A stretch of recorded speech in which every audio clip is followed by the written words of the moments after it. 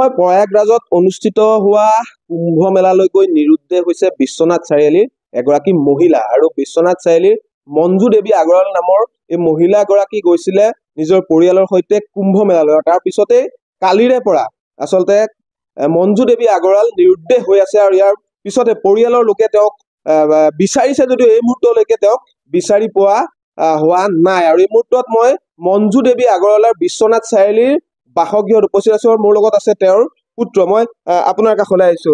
আচলতে ঘটনাটো কেনেকে সংঘটিত হ'ল? তাত স্নান কৰিব মানে গা ধুব কৰি প্ৰথম মানে মোৰ মা, মোৰ ল'ৰা, মোৰ ছোৱালী সিহঁতে গা ধুৱাই সিহঁতক পাৰাত আহি বহাই দিলে।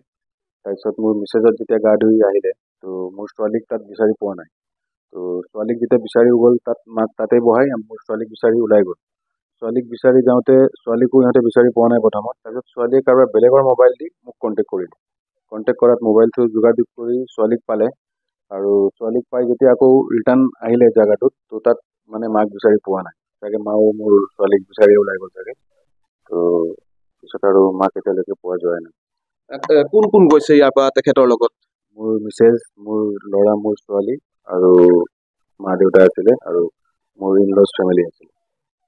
এতিয়া ইয়াৰ পৰা কোনোবা গৈছে নেকি আপোনালোকৰ পৰিয়ালৰ মানুহ? হয়, মোৰ দাদা কালি ৰাতি ওলাই গৈছে ইয়াৰ পৰা। ৰাতিপুৱা 7টাত ফ্লাইট আছিলে তেখেতৰ। প্ৰয়াগৰাজ তেখেতে আজি 4টালৈকে গৈ পায়। তেখেতসকল ইয়াৰ পৰা কেতিয়া গৈছিলে?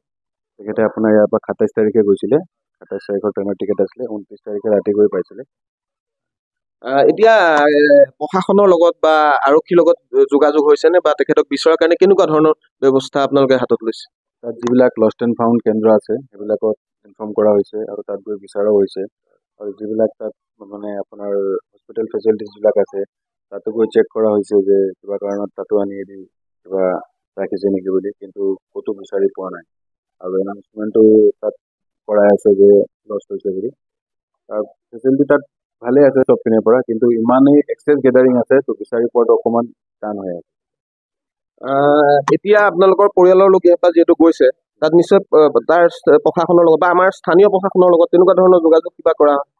হয়, আমাৰ স্থানীয় প্ৰশাসনকো জনোৱা হৈছে যে মানে মোৰ মায়ে যেনেকৈ মোবাইল নাম্বাৰ কাৰো মুখস্থ নাই বা ক'ব নোৱাৰে, যিহেতু জেগাৰ নাম তেখেতে ক'ব পাৰিব যে মই বিশ্বনাথ চাৰিআলি হয়।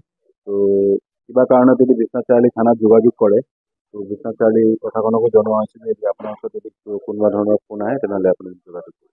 কেনেকুৱা ধৰণৰ সাজ পৰিধান কৰি আছিলে? যিহেতু কোনোবাই যদি দেখা পায় জনাব লাগিব। আপোনাৰ গ্ৰে কালাৰৰ শাৰী পিন্ধি আছিলে মানে। শেষবাৰৰ কাৰণে কেতিয়ালৈকে আপোনালোকে পাইছিলে? আপোনাৰ কালি দুপৰীয়া 2টালৈকে যেতিয়া মানে গা ধুই আহিছিলে 2টা বজালৈকে তেখেতে একেলগতে আছিলে। তাৰপিছত যেতিয়া মিচিং হ'ল তাৰপিছত পোৱাই নাই।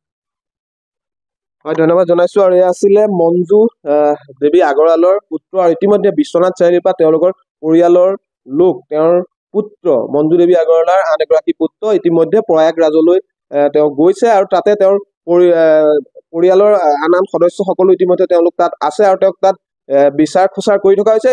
সমান্তৰালভাৱে বিশ্বনাথ জিলা প্ৰশাসন বা আৰক্ষী প্ৰশাসনৰ লগতো পৰিয়ালৰ লোকে যোগাযোগ কৰিছে, তেওঁলোকৰ লগত কথা বতৰা পাতিছে আৰু মহিলাগৰাকীক আচলতে বিচাৰি উলিওৱাৰ বাবে ইতিমধ্যে চেষ্টা চলাই থকা হৈছে যদিও এই মুহূৰ্তলৈকে কিন্তু মঞ্জু দেৱী আগৰৱালৰ কোনো সন্ধান লাভ কৰা নাই পৰিয়াল তথা প্ৰশাসনে। আপুনি বিচৰা বাতৰি পাব কেৱল নিউজ 18 এপত। নিউজ 18 এপ ডাউনলোড কৰিবলৈ স্কেন কৰক এই QR কোড। গুগল প্লে ষ্টৰতো পাব এই নিউজ 18 এপ।